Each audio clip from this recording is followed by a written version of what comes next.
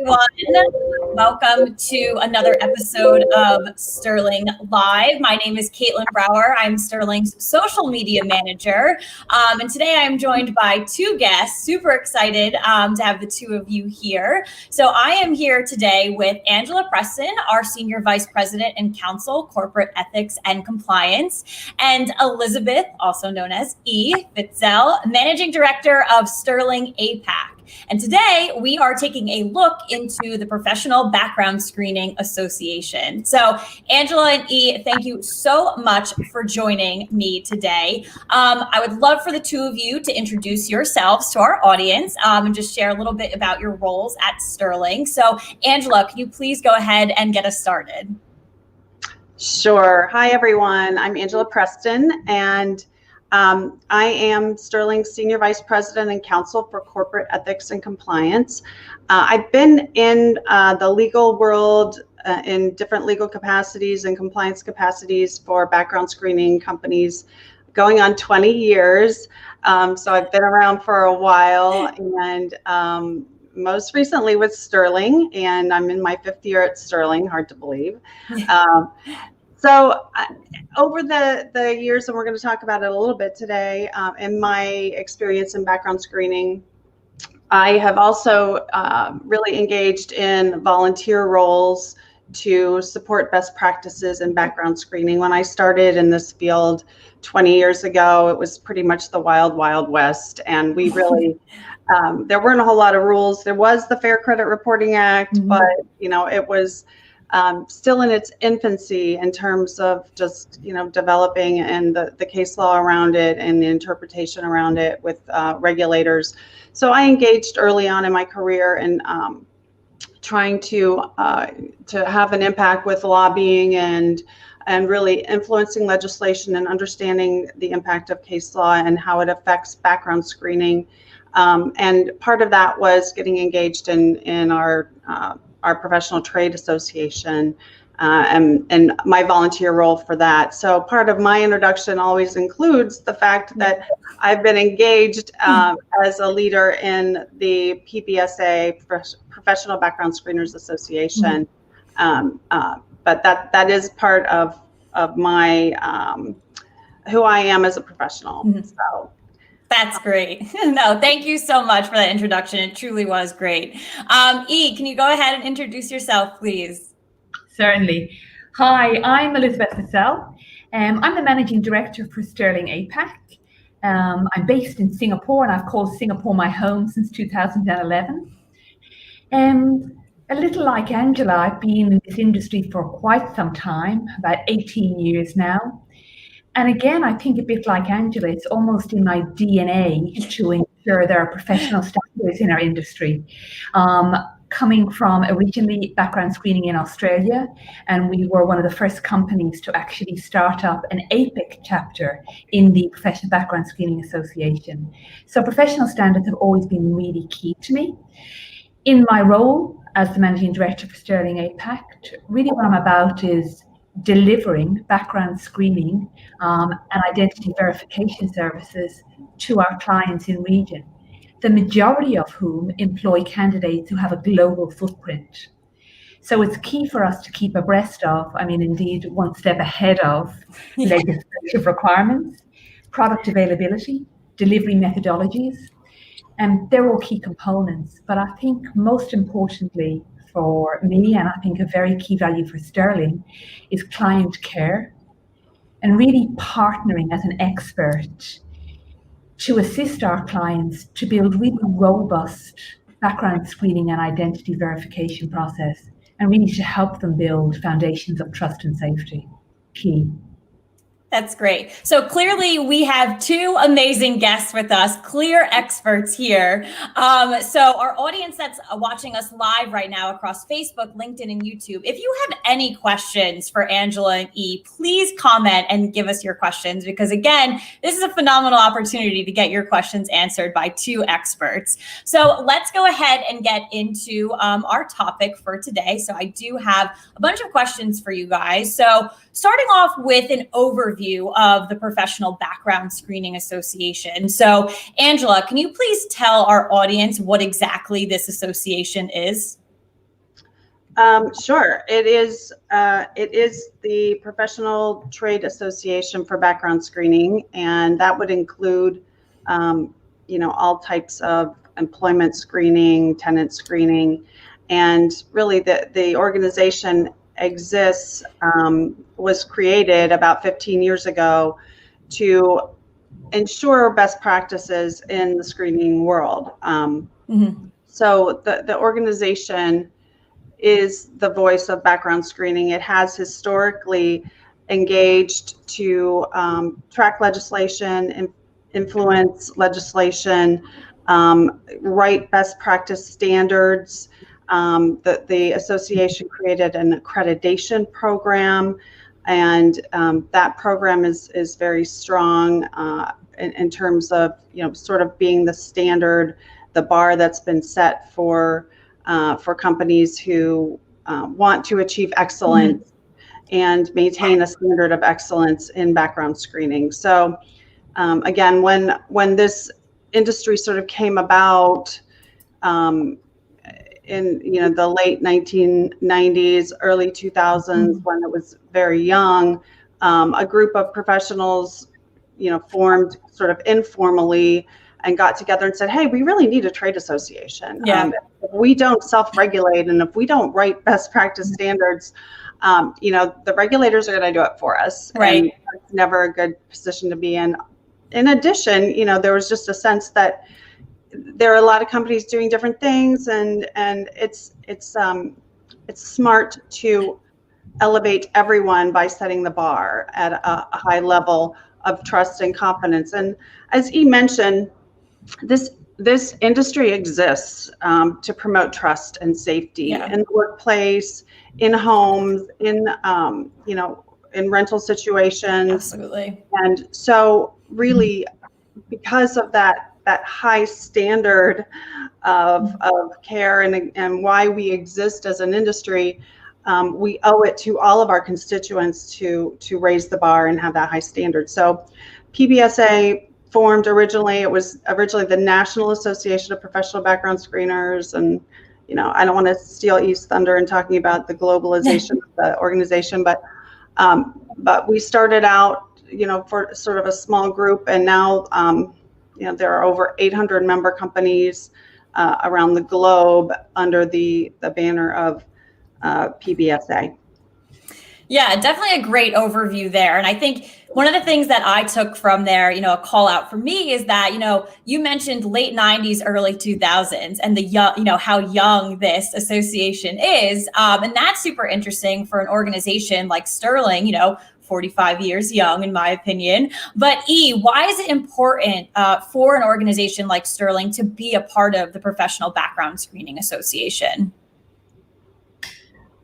Caitlin, Sterling is committed to being the leading background screening and identity verification company globally. The PBSA, or the Professional Background Screening Association, is the only global screening association. I'm going to point to your 45-year history for Sterling. We're strong, we're safe, we're sustainable. And that sustainability is built on a foundation, a really solid foundation, a professional foundation. Yeah. And it's a foundation that really provides a clear guide on what the right thing to do and how we're to do that right thing. And that's basically perfectly aligned with the Professional Screening Association.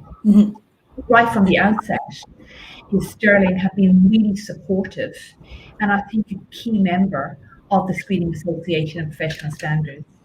We're really committed to professional standards, and that you can see by the way that Sterling enables and facilitates their leadership team to actually participate in the professional association. Because we really want to ensure that we shape and we guide the future of background screening. Right. And so we can really work with our clients, again, as a trusted partner to guide them on this pathway. Mm-hmm. Yeah, no, and that's great. And again, it's, super important, everything you just laid out, why Sterling, an organization like ourselves, needs to be in this. We are a trusted partner in an association like this. So I want to actually circle back a little bit. So Angela, you did touch on this a little bit, and it happened while you were a part of the association, doing great things. So I want to dive into a little bit. So the vote at the 2019 NAPBS annual conference formally changed the name of the organization, like you had said earlier, from National Association of Professional Background Screeners to what it is called today, the Professional Background Screening Association. So can you touch on that vote and that change that happened in 2019? Sure. Yeah, I'm happy to. I had the honor of serving as chair of the board for the association in 2018, 2019. And that was after 10 long years of serving on the board of directors in different capacities. And, once they hook you in, they've got you. I served on the board and loved the service, signed up for, was elected to a second term on the board, which was, again, an honor, and then moved into the chairs to ascend to leadership and ultimately chair of the organization. And over the course of that, 10 plus years of serving on the board, we had a plan to really move into a global situation, because we had added chapters, and E can talk a little bit more about the APAC chapter, a big success story in the organization. But we had known that background screening was not just a U.S. phenomenon. And we had clients, Sterling has clients all over the world who need background screening services and are looking to do investigation and learn about their candidates who are living all across the globe. It truly is a global economy. And we have U.S. clients wanting to do searches in other countries, and we have global clients in countries all around the world wanting to do searches in the U.S. and vice versa. So we had seen the growth and the tremendous need for the same type of leadership and organization around the globe, and we deliberately put together a plan that took many years to really implement and execute to turn what had started as a U.S. National Association of Professional Background Screeners to a global organization, which culminated in a change to the bylaws and a vote in 2019, which allowed us to move forward with the plan to truly become that global trade association and the only one in the world dedicated to background screening. So we dropped the national, and we just became professional background screening. And with that, we absorbed those chapters into councils. We changed our leadership structure, changed our bylaws.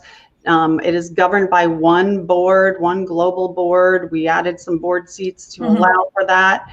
My time on the board, ultimately, all good things come to an end, and I was my time was finally up, and they let me gracefully walk away. But I was so pleased that with me stepping out of the board position and the leadership position, that the membership elected E, another Sterling, part of my Sterling family, to serve on the board. So it was me, able to pass the Sterling mantle to E under this new organizational structure as a global organization, but also to just carry on the Sterling tradition of being a leader in our world. So super important for us. And yes, a big congratulations to E right now for your recent election to the board. It's, again, I know, Angela, you said it was truly an honor for you as an individual, but as an organization, Sterling, too, to have that leadership in an association like this. So E, congratulations. And can you tell us about, this recent election to the board, but then also Angela touched on that vote to, turn this into a global looking, association and a step in that direction. Can you touch on that too? Like, what is the importance of moving it global? Okay. The first thing I'll say is I'm absolutely terrified following in Angela's shoes. I think it'll be perfectly clear to anybody here who's listening what a hard act she is to follow. I love the way she's described, that transformation of the organization from a national to an international organization as so easy. Trust me, it was not, and I was only on the outside watching in, so it was a highly involved and complicated process. So that's the first thing, okay? Let me address the issue in terms of how important it is to Sterling. I don't really want to repeat what Angela has said, but we live in a global world, yeah? And importantly, across the globe, jurisdictions are at very different points in the background screening life cycle, yeah? And also a variety of, legislative and regulatory issues across the globe. I think that is also too compounded by the world we live in, where there is so much data and technology. So it really brings an added level of, I suppose, rigor needed in background screening. And in my part of the world in Asia, in comparison to if I look at America's got a very robust foundation on which you build this industry. Yeah, whereas we really have some very, nascent, basically, entrance into background screening across the globe. So for me, the important thing is that we could really service our global clients, that as part of international, we could service them.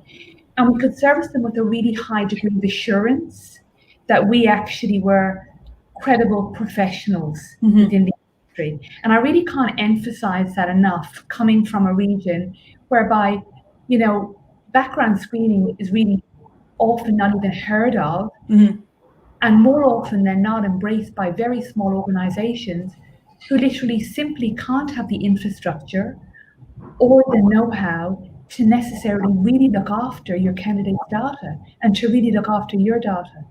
So I don't want to get too intense about it, but it's the safety of that data and very, very important to me, and how we handle it.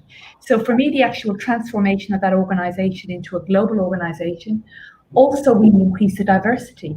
And therefore, I really think that diversity only leads to better solutions, because we get better paradigms, better perspectives. From Sterling's point of view, I just think, again, it really enabled us to deliver to our clients internationally with a really greater level of assurance, and then to ensure that the organization, the professional organization we were a part of, was really aware of the global nature of the industry that we now sit in. Absolutely. And I think that definitely a great explanation there. So we're going to shift gears a little bit, because we did get a question on LinkedIn. So everyone who is watching live now, just a gentle reminder, we've got two great experts here right now. So please, in the comment section, submit your questions. So I actually want some insight from the two of you on this one, because it is interesting and it's very timely. So how has the pandemic impacted the background screening area? So Angela, can you go ahead and kick us off there? Sure. I can speak directly to the U.S. impact, and it certainly has had a global impact, but specifically, I'm based in New York, by the way. I didn't mention that at the beginning, and so it's been a very interesting time here with the different cycles of the virus that we've seen over the past year. And I think when we first were hit with the virus, it had an impact on a all of us, our ability to function and work. And here at Sterling, we moved very quickly. We were ahead of the pack. I'm confident of that, and certainly in retrospect, looking at it, what we were able to accomplish as a company is amazing. That we were able to mobilize our whole workforce and get everybody working from home almost immediately before the shutdowns started to occur in the U.S. and elsewhere. With our global operations, we have 20 some offices all across the globe, and we were able to get everyone, almost 5,000 plus employees, set up securely and effectively working online at home. And that was a huge investment of effort and equipment and cooperation and collaboration. And I thank our employees and our leadership so much for making that happen. So for Sterling, the impact on our operations was really minimal. We were able to mobilize immediately and function fully as a company. There were some problems with accessing some information sources, right. And again, courts did close for periods, or were operating on shifts, and the schedule and the access to be able to get into courts. If you're reliant on physical access to facilities, it was we saw an impact there. And again, Sterling, because of our technology and the way that we access information, we were able to stay running with direct access to integrations to courts. We don't rely a lot on in-person retrieval of court records. We have so much technology and automation that we were able to maintain 90% of our access to information, and 90+%, I think. So it really didn't have a big impact on access to court information, but we did see across the world, information was just, everything slowed down a little bit, and as companies were trying to figure out how to deal with closures and lockdowns and so forth, the industry as a whole has had to adapt and look for different ways to function in our new world. And so we looked at other things. What can we do for our clients to stay in touch? How can we increase the level of technology and touch and communication virtually? Everybody has cameras. The cameras are on, make sure that we're visible. And things like little things like that really, the virus has impacted virtually every part of our society. Right. But looking at ways that we can really, get through it and use the tools that we have. We're being challenged in ways that we never have before. But I think that Sterling, as one example, and I think the industry as a whole, has really stepped up to continue to meet the needs, because there are many facets of industry that are continuing to hire and that need to make decisions quickly, and need to know that the person that is going to go to work in that hospital or drive that Uber or that car is going to be a safe candidate. So things have definitely had to move on and move forward, and it's all about adapting quickly and being nimble, and we've been able to do that successfully. Yeah, definitely a great overview from a U.S. perspective, and also diving into what Sterling was able to accomplish over the past couple of months, and just positioning ourselves to help our clients, candidates, and everything like that. So would love your thoughts from a global perspective. So, the impact of the pandemic from the background screening area, just, from a global point of view. I mean, back to what Angela said, it's impacted us globally. I think the impact has been the same globally, really. Certainly maybe different degrees. The move from home was just quite amazing. The move to working from home, that was just quite amazing to see how we embraced that, how we pivoted, how like our senior leadership really embraced it and helped people through that. I think that was a real it's a pivotal moment for everybody, how we've all, as a human race, managed to completely do something which prior to this pandemic we would have said, it ain't happening.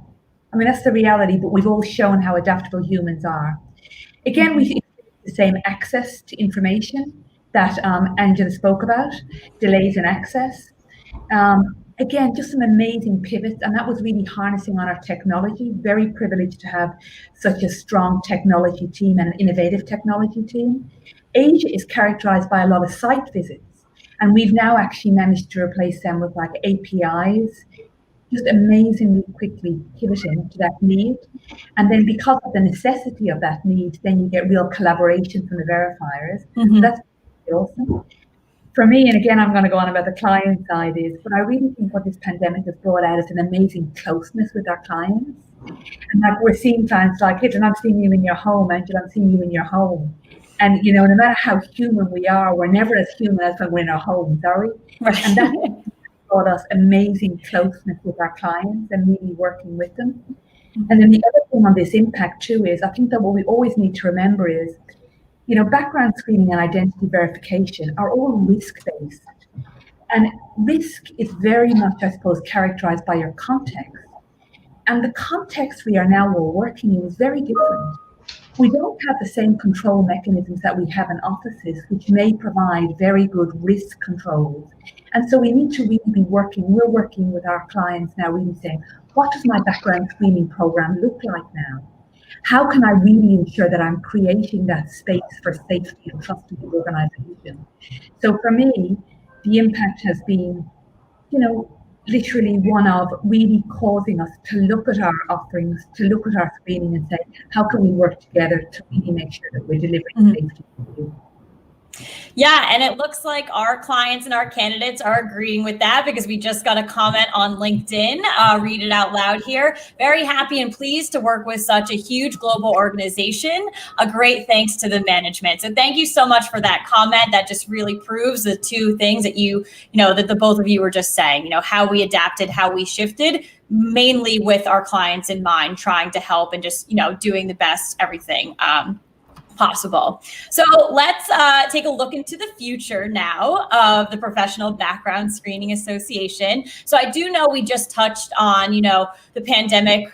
So taking that into account too, but also other current events that are going on, as we look into the future, how important is an organization like the Professional Background Screening Association, you know, as we look at current events right now? So Angela, can you go ahead and take this one first? Sure. I think now more than ever, that phrase is overused, frankly, but we're moving into a new era for sure.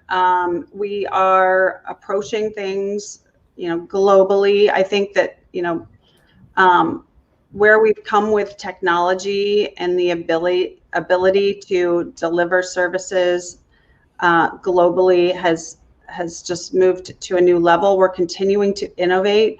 We're continuing to look for solutions to help marketplace economies that, you know, our traditional mode of doing a background check. It just, when I started out, you know, you filled out a form and you checked some boxes and you signed some papers, and boy, oh boy, that's just not the way anymore. It used to be you would go into somebody's office and you'd say, here I am, want to hire me? Well, everything happens online. Everyone's working remotely. Things like identity tools are critical to, you know, to kick off the hiring process. You need to know if the person across the camera is the person, you know, it has the credentials. Are they legit? Are they the real person? So just as a threshold matter where you used to have that face-to-face in-person hiring experience, it's just something as simple as verifying someone's identity has to happen remotely and in a virtual world. So, so the future is really continuing to build on the technology and tools like identity verification, and the role of the association in that is to keep the standards high, to make sure that people are operating at a level of security and integrity and accuracy, because as we move into this technology, you got to get it right. Yeah. You have to still protect the privacy rights of the individual, and you still have to make sure that candidate or that applicant has a good experience, and that you're operating. The law isn't necessarily going to change. We still have to meet the same legal standards of privacy and accuracy. So as we move into these new tools and these new ways of doing business, we still have to maintain that high legal standard. And so that's part of the role of the association with accreditation programs and best practices and so forth. So there's a lot. I could go on and on. I'll stop. No, that's great. E, any other thoughts on the importance of, the Professional Background Screening Association in regards to current events and anything else? Firstly, Angela stole my starting. I was going to say now more than ever. Yeah. Okay. Me too. I was going to say it too. Help ourselves. We just have to say that. Look, I think that especially in times of, heightened uncertainty, and that's where we all are.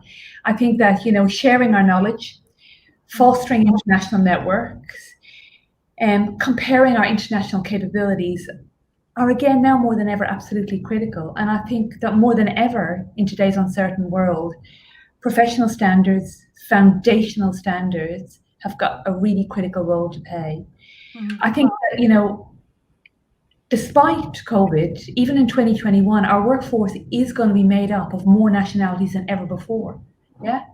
Even if we look at our regulatory landscape, regulators have a funny little habit of inspiring each other and following, okay? And that following is going to come, particularly when I'm sitting in Asia, it's going to come from the States or from Europe, so we're going to follow. And the association is now more than ever, really important to make sure that is cascaded and the knowledge is shared. And with COVID-19, now more than ever, we actually are not hampered by location. And the professional standards, to me, are more critical than ever. I think it's got a huge role to play going forward. Huge role. Yeah, and the two of you actually, I was going to ask, how is it going to shift in the future to help organizations? But the two of you touched on it. You talked a lot about the technology and shifting and, really adapting to certain things. So I thought you guys did a great job of answering two questions there, even though I only asked you one. So as we kind of wrap things up here, I do want to, let our audience, take a second here, across Facebook, LinkedIn, and YouTube. If the audience does have any final questions, for Angela and E, please comment and send them in. But let's wrap up here with some final thoughts. So E, would love to get, your final thoughts on our discussion today. I suppose, to me, trust and safety are the foundations to what we need to build our world, or to rebuild our world, if we want to say that way. I think that your background screening, your identity verification processes are absolutely core to building that foundation. I'm very biased, so I'm going to say choose your partner carefully and make sure it's Sterling. But if you don't, please make sure it is a member of the Professional Background Screening Association. And the final thing I just want to say to everybody is just please stay safe, because we really are the planet's most important resources. So thank you. Thank you for that. Angela, any final thoughts? I think E hit it.